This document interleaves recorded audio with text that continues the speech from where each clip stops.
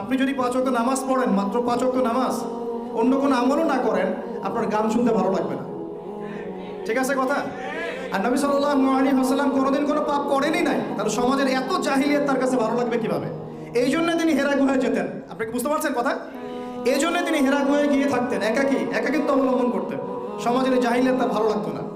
এক পর্যায়ে আল্লাহ রাব্বুল আলামিনের পক্ষ থেকে সেই কাঙ্ক্ষিত সময় চলে আসলো, রমাদানুল মুবারক, লাইলাতুল কদর।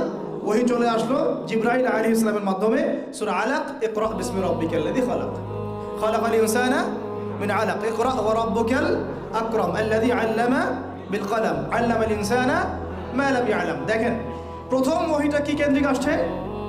পড়াশোনা কেন্দ্রিক।